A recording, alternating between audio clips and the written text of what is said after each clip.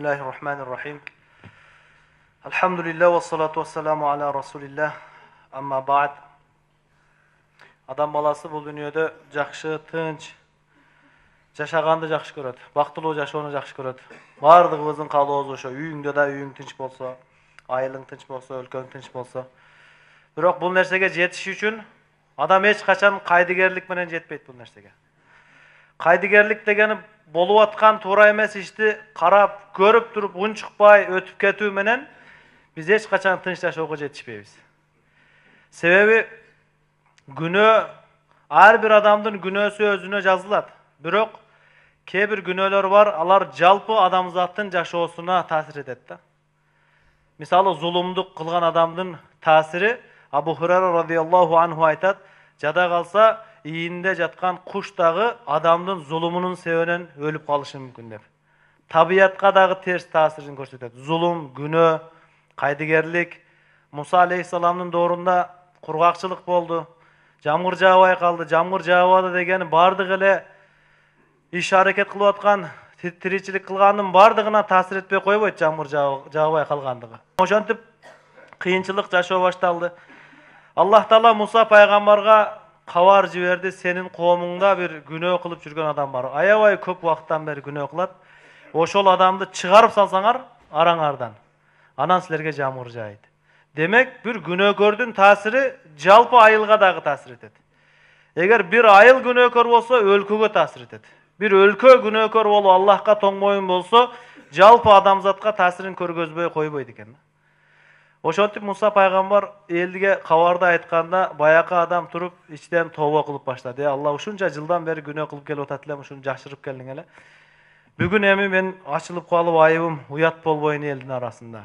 Өзү негиз адамдардын табияты ушундай го, бир нерсе айтса, ошол ким экен деп бири-бирин карап баштайт да. Андай туура эмес. Ошол мен болуп калышым мүмкүн деген коркунуч болуш керек. Анан бир аздан кийин эле кайрадан Аллах Таала жамгыр жиберет. Муса пайгамбар сурайт: Алла, бул кандай болду? Азыр биз чыгара элек болчубуз го эч кимди. Бирок жамгыр жаап баштады мээримиң. Аллах Таала айтты: мен кимдин себебинен жамгыр бербеген болсом, силерге ошонун себебинен кайра жамгыр берип баштадым деп. Эмне үчүн? Себеби ал чындап тобо кылды Аллах Таалага. Алла ушундай мээримдүү зат. Муса пайгамбар ошол адамды көрсөм болобу дегенде, жок Муса, аны күнөө кылып аткан кезде, ырайымым ошонун себебинен токтоп турган кезде сага аны билдирген жокмун. Эми кечиргенден кийин билдирбейм аны деп.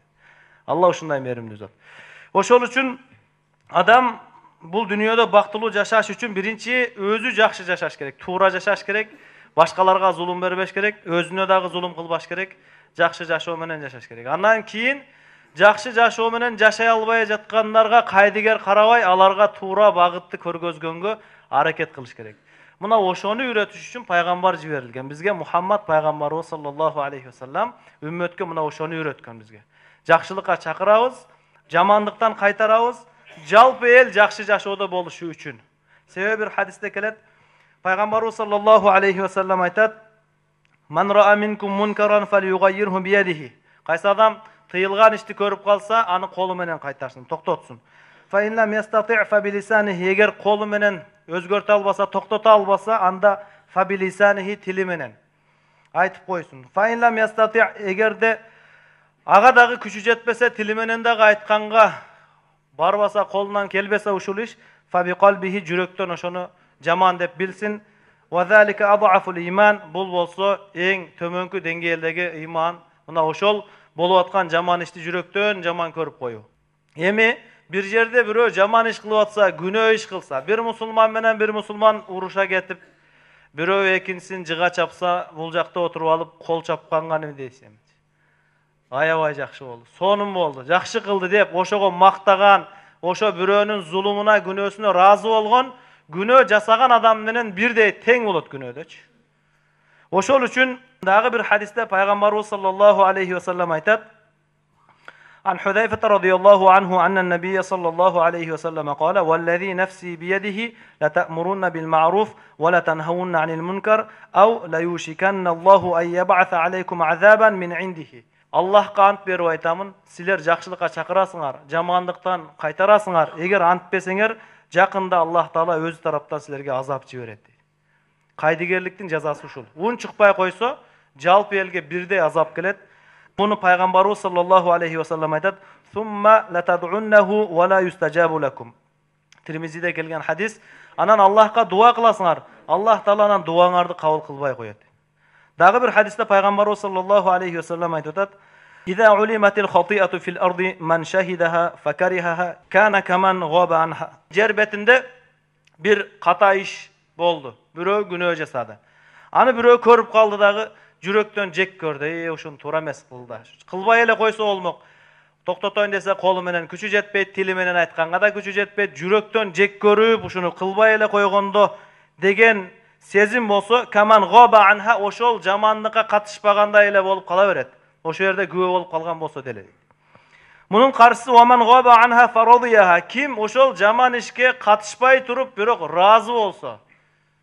Görgön jok, oşol güve bolgon jok, kiyin ugup kaldı, ayabay jaylaptır, şu jakşı kılıptır dep jaman işke razı bola turgan bolsa, kana kaman shahidaha, oşo yerde güve bolup jaman işke katışkanday günөө alat deydi. Oşol üçün biz etiyat boluş gerek. Kede adam balası bayqabastan jamanlıktarga kabılıp kalabız. Bir iki adam uruşa ketken bolsa, özüңүздүн tuğanыңыз, koşnаңыз, dosuңuz jaktı koldop oşonun kılgan jaman işine razı bolup kelgenden keyin talkуулap ayabay jakşı kılpsың, ушундай кылыш керек эле, өзү ушуну күтүп жүргөн ушул деп разы болсоңуз, ошо адам канча günөө алган болсо, сиз да ошо günөөдө чогусуз да. Ошол үчүн Пайгамбар алейхиссаламдын бизге үйрөтүп аткан амалы sıfat ушундай: жаман ишти токтот, жамандыкка барба эч качан, эч кимге зулум кылба. Пайгамбарыбыз bir hadiste aytты: "Залымга дагы, мазлум жапа чеккенге дагы жардам бергиле" dedi. Сахабалар айтты: "Жапа чеккенге жардам бергендиги түшүндүк, анан зулум кылып аткан залымга кантип жардам беребиз" дегенде Пайгамбарыбыз колунан кармап, ошол жаман ишинен кайтарып койгула dedi. Мына ушул дават. Мына ушул адамдарды жакшылыкка чакыруу, жамандыктан кайтаруу, өзүңүз жакшы жашап, жакшы жашоого башкаларды чакыруу, ошондо чөйрө оңолот. Чөйрө оңолмоюнча адамдардын жашоосу жакшы болбойт эч качан. Жалпыбызга бирдей күн жылыбаса, баары бир кыйын суукта жүрө беребиз. Күн бардыгына бирдей тиет, анан жылыйт, анан бардыгыбыз жылуу жашоодо жашап калабыз. Суук болсо да бардыгыбызга бирдей суук тиет да.